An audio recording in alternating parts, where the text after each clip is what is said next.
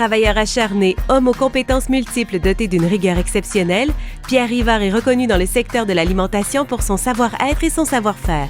Au fil de sa carrière, Pierre Rivard a contribué au rayonnement et à la réussite des entreprises pour lesquelles il a œuvré, notamment avec les aliments Crispy Kernels et Yum Yum comme PDG entre 2001 et 2013. On parle beaucoup d'automatisation, de robotisation aujourd'hui. Nous, on avait l'usine qui était la plus automatisée à travers l'Amérique du Nord. Ça a fait en sorte que cette usine-là, puis différents prix, on a mis quand même l'importance sur la marque de commerce. On a gagné des prix de publicité. C'était un succès. Fait que tout ça pour dire en sorte que ça a ramené, j'aurais peut-être un peu de la joie de vivre aussi. Le propriétaire venait avec son père, qui lui avait fondé l'entreprise. Et ils ont visité l'entreprise qui n'avait pas mis les pieds depuis quelques années. Donc tout ça pour en arriver au point que le succès de Yum Yum a fait en sorte que l'entreprise a dégagé des profits, chose qu'il n'avait pas. L'entreprise est devenue quand même très innovante. Et là, Denis me demandait à la retraite du président de Crispy Kernels si je voulais prendre les deux entreprises, donc Crispy Kernels et Yum Yum. Fait qu'on a fait la même chose dans le sens que ramener les employés, prendre des plans de motivation, des plans stratégiques, puis Valérie suivi par après. Courtisé par le groupe Saint-Hubert, Pierre Rivard se joint à l'entreprise à titre de président-directeur général de la division détail en 2013. Déjà en entrant avec l'entreprise en 2013, je savais que l'entreprise était à vendre. La première chose que j'avais à faire, c'est de sécuriser les gens un petit peu. Et je m'en suis rendu compte assez vite qu'il y avait des changements à faire. Changements qui ont fait en quelque sorte, on a commencé à travailler vraiment sur les vraies choses, c'est-à-dire la croissance de l'entreprise. Et ça a commencé les plans d'expansion. Là, on s'est dit, la première chose qu'il faut faire, c'est un plan stratégique. Je me rappelle encore, j'ai rencontré Jean-Pierre. Jean-Pierre, j'ai dit, écoute, on va faire nous-mêmes notre plan stratégique avec les gens. Il était surpris un peu. J'ai dit, écoute, la raison, c'est que je veux vraiment que les gens s'approprient le plan, qu'ils soient responsables, puis qu'ils voient que ça leur appartient justement, ce plan-là. Parce qu'un plan stratégique, bon, tu regardes la compétition, tu regardes l'état du marché, tu regardes les forces, les faiblesses, tout ça au complet. Fait qu'il faut que tes gens, qui sont dans la production, dans les ventes, dans le marketing, il faut qu'il y ait des réponses à ce qu'on a besoin. Sinon, tu ne peux pas monter un plan stratégique qui est viable, en quelque sorte. Fait qu'on a monté notre plan stratégique 5 ans de zone de détail. On l'a présenté au conseil d'administration. Au conseil d'administration, on était pété. Tout le monde se dit, on n'a jamais eu, ou même Jean-Pierre, on n'a jamais eu un aussi beau plan stratégique qui traçait clairement la situation de l'entreprise. Et ce plan stratégique-là, d'ailleurs, Jean-Pierre m'a demandé par après de faire la même chose pour la division de la restauration.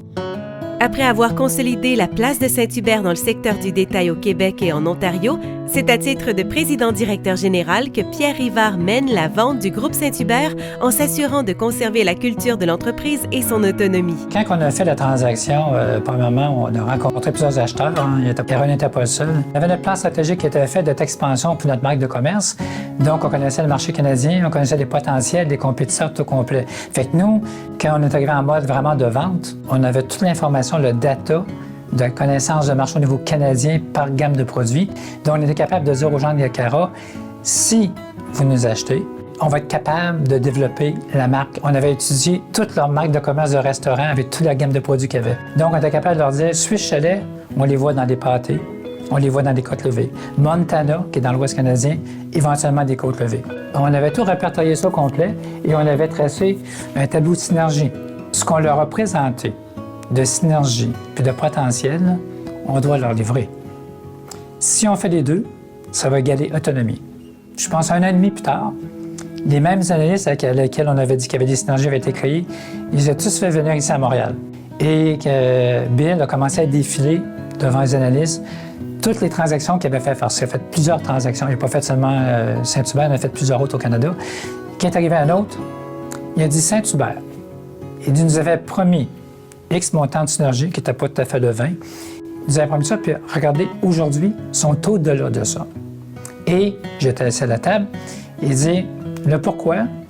Il dit, c'est des gens qui savent ce qu'ils s'en vont, ils connaissent le marché, puis ça prend des gens d'ici pour diriger ce qui est ici. Bien, je peux vous dire que jusqu'à maintenant, on est rendu en 2022. La transaction a été faite en 2016, c'est encore le cas. Pierre a su continuer à livrer des résultats sans jamais compromettre les valeurs et la culture de l'entreprise. Il a écouté les conseils d'équipe, mais il était capable à la fin de nous montrer le bon chemin puis prendre des bonnes décisions pour balancer les besoins des personnes, le côté humain, les besoins de l'entreprise et d'avancer dans la direction voulue. On est allé rencontrer Jean-Pierre Léger pour lui demander un peu comment il s'était pris. Jean-Pierre Léger nous a dit « J'aimerais que vous rencontriez Pierre Rivard ». Pierre nous a donné des enlignements, si on veut, sur comment on devait voir la suite des choses pour Normandin. On a demandé à Pierre Rivard quel legs aimerait-il laisser. C'est d'avoir laissé ma trace et de constater que les gens qui ont travaillé avec moi sont encore là aujourd'hui. Puis ça, je parle de QSP Canal, je parle de Yum Yum, mais je parle de Saint-Hubert. Donc, ça veut dire qu'il y a l'équipe qui était formée, c'est une équipe qui était compétente. Fait que ça, je suis fier de ça. Ils ont fait leur chemin eux-mêmes, ils le font actuellement. Fait que ça, c'est la fierté. C'est ça dans la vie, hein, c'est que tu veux, autant je veux faire la même chose avec mes filles, tu veux que les générations qui vont te suivre fassent mieux que toi. J'espère que ta carrière n'est pas finie, même si tu dis que tu es à ta retraite, tu ne seras jamais à ta retraite, Pierre. Tu es quelqu'un qui va toujours vouloir aider, qui va vouloir partager les connaissances que tu as eues et tu as le profil pour aider des gens comme moi, comme d'autres aussi. Alors bravo, félicitations et longue vie. Pierre, de la part de 6 000 employés de Saint-Hubert, de toute ton ancienne équipe de direction, on est tous très, très fiers pour cette belle mérite que tu reçois. Je ne peux pas penser à quelqu'un qui mérite plus que toi. Puis merci pour ce que tu nous as légué chez Saint-Hubert. Bravo et félicitations.